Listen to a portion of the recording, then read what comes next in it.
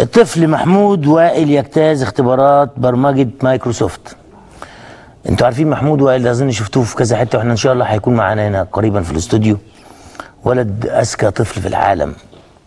عندنا تقرير، هو صورته اهو، وعندنا تقرير ليه هتشوفوا هو عمل ايه.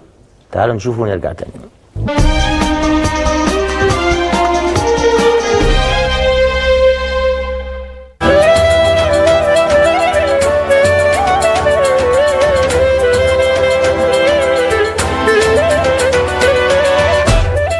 هو آخر شهادتين أنا خدتهم في سيسكو هي CCNA و CCNP. CCNA دي اللي هي للمبتدئين في الشبكات، لما أول مرة ياخدوا شبكات، ودي الحمد لله خلصتها من سنة.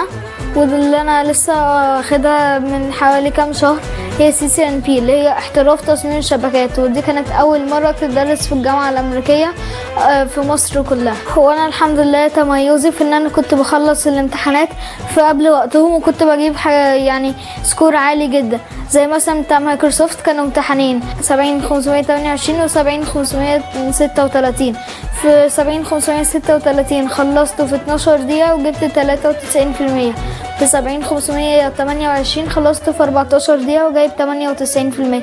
كل واحد فيهم المفروض يخلص في ساعتين. محمود الحمد لله من ساعة ما اكتشفناه حاولت ان انا انمي فيه حاجة اسمها ثقافة الطموح. قلت له الحمد لله يا محمود، ربنا مديك ذكاء، انت عارف ان انت الحمد لله اذكى طفل في العالم، فلو ما حافظتش على ذكائك ده حاولت تنميه واحدة واحدة يعني تخليه في خدمة بلدك، في خدمة مصر والعرب، ربنا ممكن ياخده منك في اي وقت.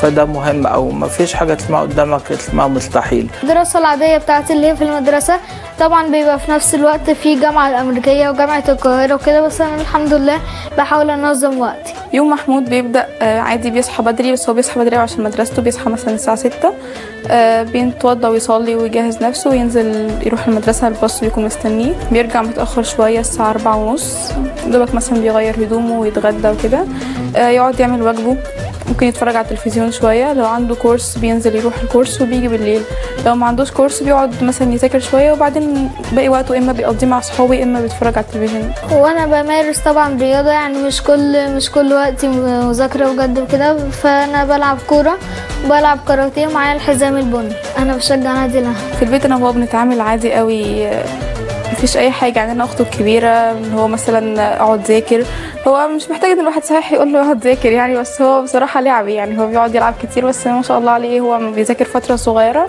بيقدر ان هو يحصل اللي هو ممكن حد يذاكره في فتره كبيره. يعني هو انا كان جايلي عروض من وانا لسه صغير، اول ما اكتشفوا ان انا اذكى طفل في العالم كانت من كندا واستراليا، كانوا عايزيني ان انا اسافر عندهم وحتى اخد عيلتي معايا، بس بشروطهم هم ان انا اخد الجنسيه هناك وان انا ما ارجعش مصر غير باذنهم. فانا ساعتها ما رضيتش عشان انا كنت عايزه ابقى عالم مصري مش ابقى عالم عندهم هم. انا نفسي كل طموحاتي ان هي تتحقق قريب، زي مثلا انا ابقى زي دكتور احمد زويل، ابقى عالم مصري واخد جايزه نوبل، بس ابقى في سن اصغر من دكتور احمد زويل ان شاء الله.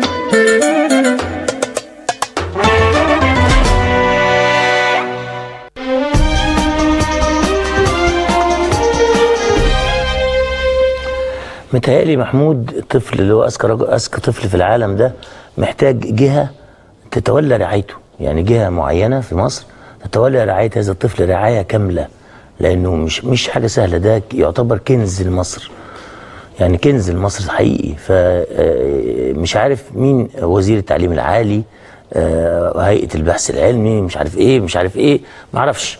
المهم ان الطفل ده لازم هيئة تتبناه بحيث انه يبقى تحت رعايتها رعايه كامله. شوفوا بره كانوا عايزين ياخدوه هو وعيلته، ياخدوه يرعوه، ده لازم يتحط في مكان يعني في تكنولوجيا جامده جدا عشان خاطر تظهر امكانياته.